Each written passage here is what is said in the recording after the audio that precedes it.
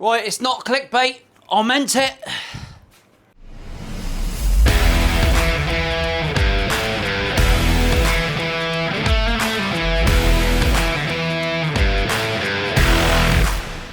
Battery exhausted, she says. I'm fucking exhausted. Right, welcome back everyone. My name's Paul. It's 7:37 on a Saturday morning. I hope I'm not waking anyone up. Bit of a different video today, so I'm sneaking it in round the back door and I'm going to give you a little Wednesday treat. The thumbnail was not bullshittery. This is a handmade guitar by a luthier in Devon. The bit I didn't include on the thumbnail is that it was made by this luthier in Devon, right? This mung bean, this fucking monk tard that lives down here in his garage making custom guitars. If you're new around here and you clicked on the thumbnail because it was a little bit negative, because I know everyone loves negativity almost as much as Danny Sapko loves a leather cap.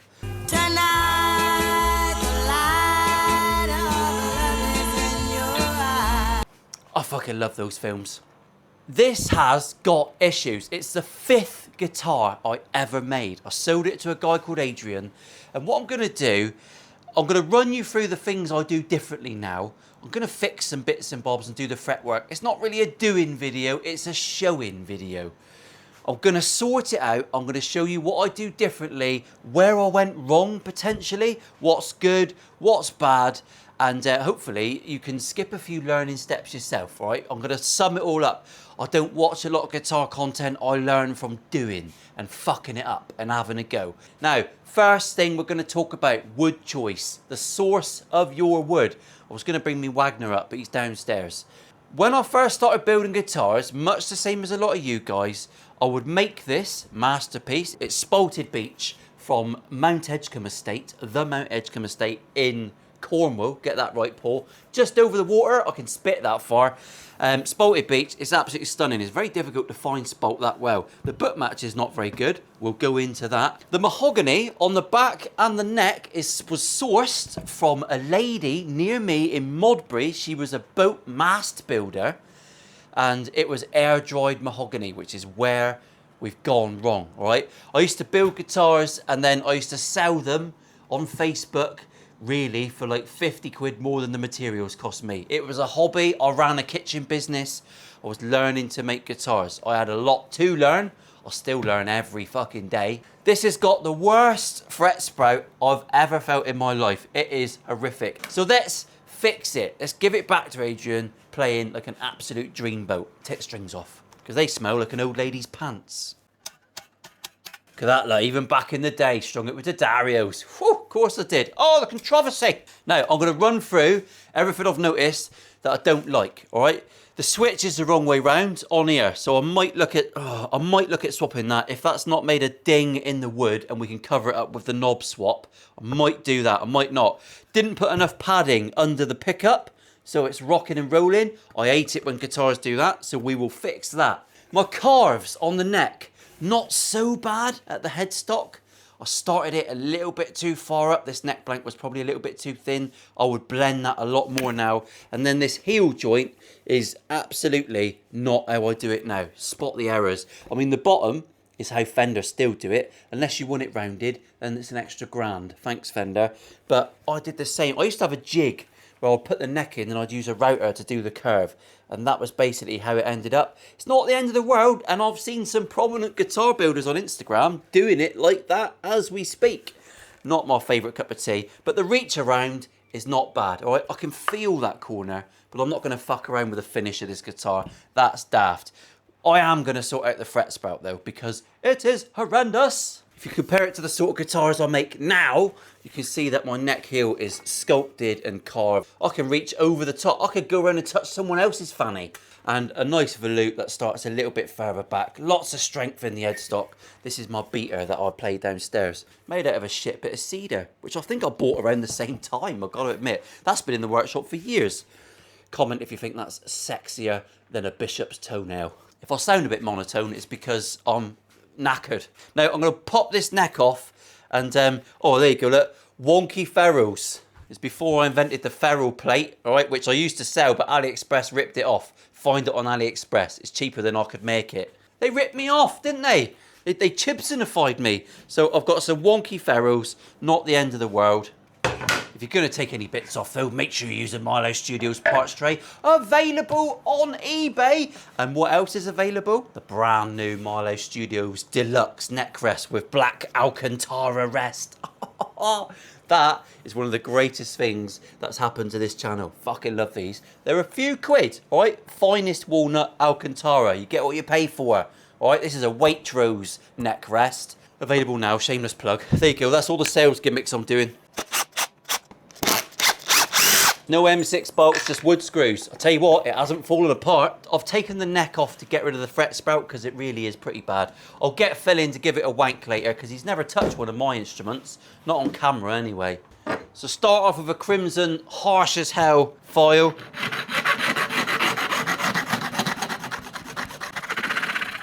There's not much of a bevel on these, so I'll put a bit of a bevel on.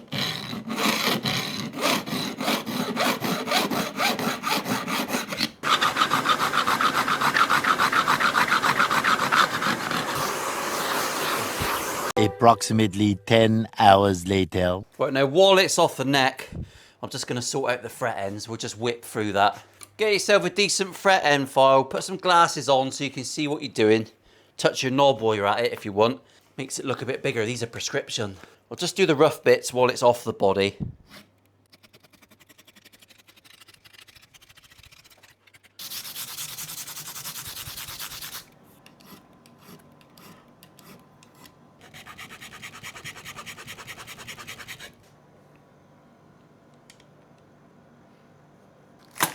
Right, I've taken the nut out because that's like a nasty plastesium nut. It's not great, one of those hollow jobs.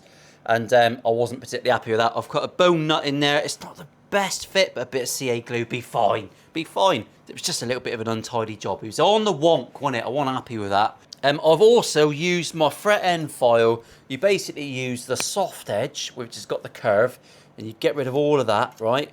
And then you use the sharp edge, that's got a sharper edge, and you just go in and you just take off that corner. All right, because that can also cause a lot. It's a nicely rolled fretboard. That feels absolutely monumental. I'm going to put it back on the guitar now to do the rest of the work on it. I just find it easier that way. You might not want to put it back on the guitar to do the rest of the work on it.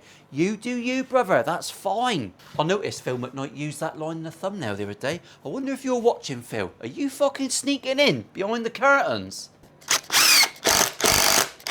I did have a comment the other week from, I forget his name, Lock Up Your Kids 49271 or whatever he's called. I think that using M6 machine bolts is a load of waste of time. To be honest, mate, they're not absolutely necessary. Of course they're not. It's just a slightly sexification of fixing a neck on. You don't have to do it. Those wood screws will be fine. Jesus. There's like a million guitars out there with wood screws holding the neck on that are absolute fine. Machine bolts do protect you from an absolute mung bean stripping the thread out. But if you do that, just super glue a few cocktail sticks in the holes and screw the fucker back in again. It's like a 4-second fix. Honestly, I'm on fire with the sales thing. If you're new around here, I upload a video twice a week, all right? Mondays and Fridays, 4 p.m. GMT. So there's me neck screwed in. I'm going to just address this wonky pickup. I'm not happy with that. These are all over the fucking shop. So I tend to just use packing foam these days. Works perfectly well. I used to buy all of my templates from Crimson Guitars back then. I remember that very clear because I was a Ben Crow fucking fanatic. He's actually been here, actually. I took him out for fish and chips. They do some great template sets. I sell template sets myself, but only guitars that are individual to the channel. If you're going to get something generic, go to Crimson. All right, same price. They do. It's great quality gear. So this has got a bit of foam in it, but it's piss poor. No good for anyone. So we're going to put a nice chunky bit in there. In fact, I'm going to put 2 in because I'm double hard.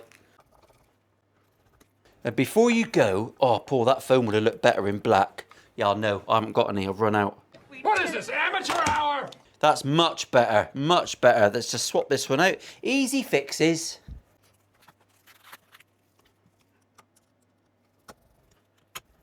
Creme de menthe. Much better. Another thing I do now is I would space this humbucker 20mm away from the bridge. It gives you too much treble. It's a bit harsh. So I'll move the humbucker away to warm it up. 20mm between the edge of your humbucker and the edge of your bridge. Aesthetically, looks lovely. It's around the same as what Gibson do. Just gives you a little bit of different tone. Right, so that's a lesson I learned. I'm just going to straighten this neck up. I'm pretty sure it plays fine, but we'll have a little cheeky look. We'll bring Dave in. We're going to check my 5th guitar ever for cheeky rockers. Well, first things first, it's a Gibson scale length. Poor you fucking rogue. I was off my tits even back then. Oh, that goes pretty straight. I'm happy with that. The slot's not big enough for the truss rod channel. All right, that's another thing I got wrong. I would have extended that on.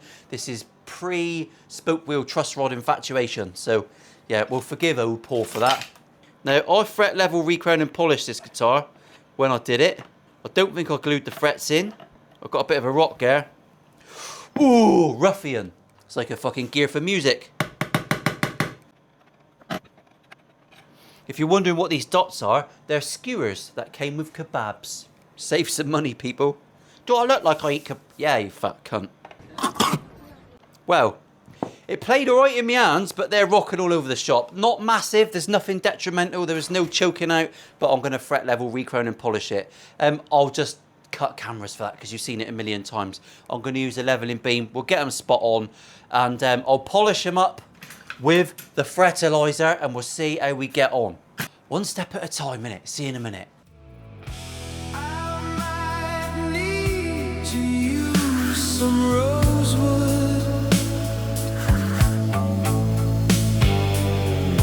I might need to use some bone. Don't be sarcastic. I'm a snowflake, Mr. Richards. Leave those frets alone.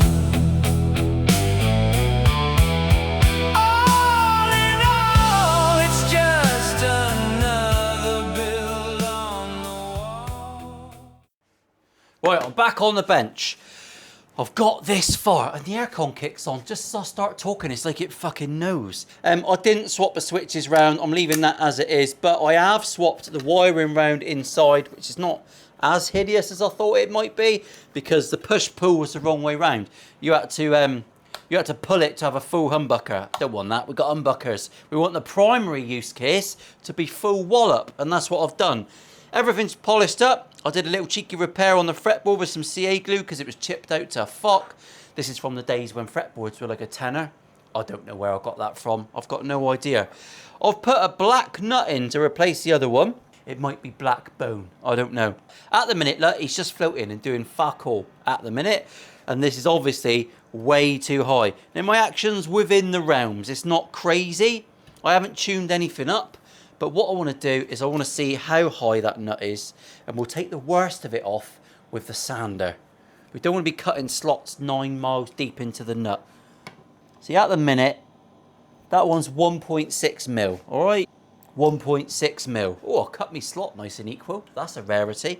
So we'll pop the strings off, and I'm going to take 1 mil off that. I'm going to measure it and mark it with thoughts and prayers. That's about 1 mil there. All right, I'll take that line off. I'll take you with me. We'll find out what it's fucking made of now, won't we? Because if it's bone, it will smell delicious. Oh, that's absolutely bone. Love the smell of bone, don't you? Reminds me of prison. Only the first night.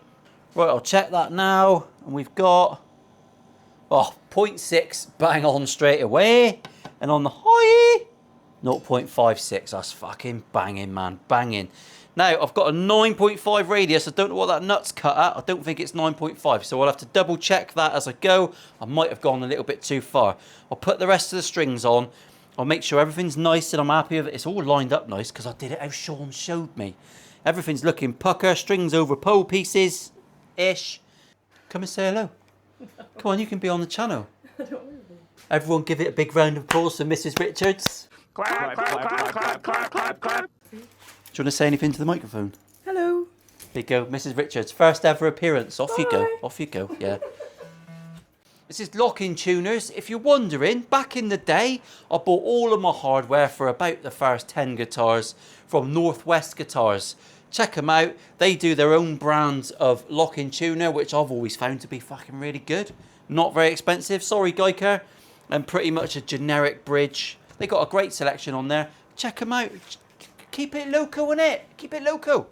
Right, I'm going to tune this up, get my neck pretty much straight, and then do a basic setup. I'll take you through it because you want to learn something, don't you? Not a lot. You won't learn much from my videos, but you will a little bit. Right, hear that vibration? That is a shitty nut slot, I think. So we'll just have a quick check of that. I'm just going to tidy that one out and widen it out a bit. This is where setting up a guitar, you got to go bit by bit. My action seems very, very low there. So I'm going to raise everything up. I've got my neck relief sorted. My nuts are pretty much correct. I'm more or less in tune. So I'm going to go 1.6 on the low E. Low E. Oh yeah, I've been using Allen. Can't leave Allen out, can you? And on the high E, 1.4. Now it looks like I've never set the camber.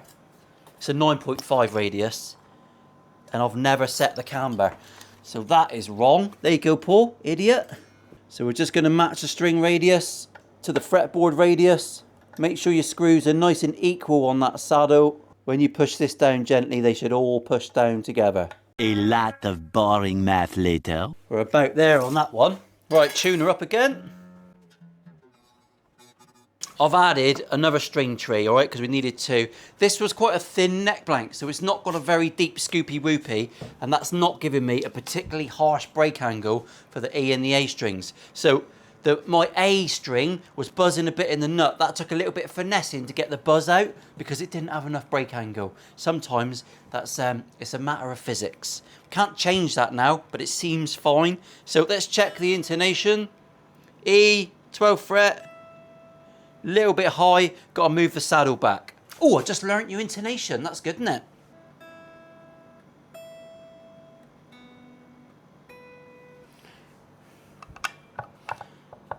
We're not bad. Fucking hell, that was awkward filming, wasn't it? Right, I'm going to have a tidy up. It's not as bad as I thought it was going to be. So I reckon we've made a little beast of a guitar. I'll see you downstairs. We'll do a cheeky demo. You can look at my bollocks while I'm playing. And then we'll come up and have a little conclusion. Because I've got some notes. I've made some mental notes. And I haven't made any physical notes. Because let's be honest, I'm about as lazy as I look. See you downstairs.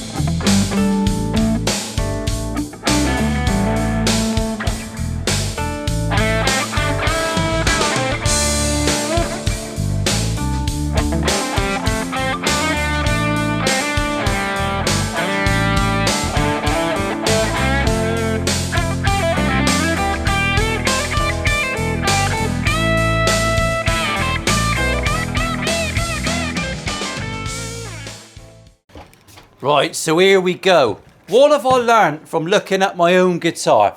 It's not as bad as I thought it was going to be. I thought there might be some more issues. It's highlighted a few things, all right? Your first guitar, your fifth, will probably, it's a bit of a crossover video this, isn't it? Your fifth guitar will not be perfect. There's always something you can change. I guarantee the best guitar builders that you see on Instagram, they can point to at least one thing on pretty much everything they build that they were like, oh, I wish that looked a bit different. Right, that's the way a lot of luthiers' brains work. It's a beautiful thing. The book match on this does not match. I forgot to go over it. It matches, but it doesn't match that well. And that is because I cut this plank down by fucking hand with a handsaw. You're hard. I also tried it with a bit of flame maple. I spent hours. I didn't have the gear back then. I didn't have a bandsaw. I think this guitar is the reason I bought my record bandsaw, so that I could resaw wood. And then I went down the rabbit hole of fucking wandering blades and perfect setups of bandsaws. It's a never-ending shit show, everyone. Whenever you can, use a thicker neck angle so you can get a bit more of a scoopy whoopy and give yourself a bit more of a break angle. That definitely helps. One of the things that's weird for a guitar maker, and one thing I'm well aware of, is that once the thing leaves your stable, it's in the realms of God knows what. There's one story I'll tell over and over again, alright? If you're going to sell guitars, just bear this in mind. The most disappointing guitar for me, one of the most disappointing I ever picked up off the wall of a friend, was a PRS Wood Library. Not because it's not an amazing instrument, it is. Top drawer, absolute, just full shonk. But it was set up like shit, and it had been just not loved for years and years and years, and it played like a bag of crap. I got it in here, I sorted it out, lovely jubbly. I got paid a Chibson in payment, of all things. I've had some weird trades with Andrew, alright? He's got the biggest guitar collection ever. He doesn't want his face on camera because he's scared of all you fuckers. And he has got £10,000 down to Chibsons, all right? He's got no Chibsons left, actually. I've had them all off him. Anyway, long story short, learn setup, people. Learn some basic skills. You're never going to be a guitar tech. Those guys, some of those old boys have got knowledge, all right? Taking off fretboards, steaming things, straightening necks, fixing headstock brakes. They've got some proper knowledge, little touch-ups of finish. Lovely, lovely stuff. But you can learn your instrument, you can learn your bridge, you can learn to set the radius of your strings nice, you can learn to cut your nut slots. You only need a feeler gauge for that. It's nothing major, you don't need all the posh gear. Some nut files. You can make your guitar amazing, and the most important thing is you can actually make a guitar yourself, but it will never be as good as you think it will unless you learn to set things up, alright? Buy some cheap beaters off Facebook for 70 quid. Make it play like a fucking dream and sell it for 70 quid to someone who will really appreciate it. Don't try and make money out of it, or perhaps just buy some beaters, try and make 20 quid a time, enough to improve your tool collection, alright? Amass your tools for nothing and learn along the way. That's basically what I did. I had a bit of an head start, but really, when it comes to the tech gear, pick people's brains, not mine. Fuck all to pick. Special wave, everyone. Love you lots. I hope you've enjoyed looking at this thing. It's a sexy beast, isn't it? Everyone loves a telly. I do love it.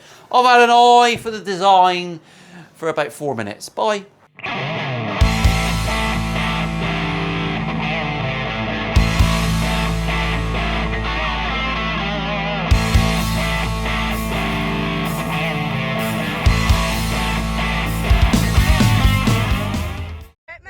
I'll do a wee shout out for Jamie Lee Weir, who's up in the Muse. Jamie Lee, say hello to everyone. Hello everybody, gonna get blocked tonight. Yeah. That's our wee Jamie Lee. Hello everybody, I'll do a wee shout from me met Jimmy Lee here. Say hello Jimmy Lee.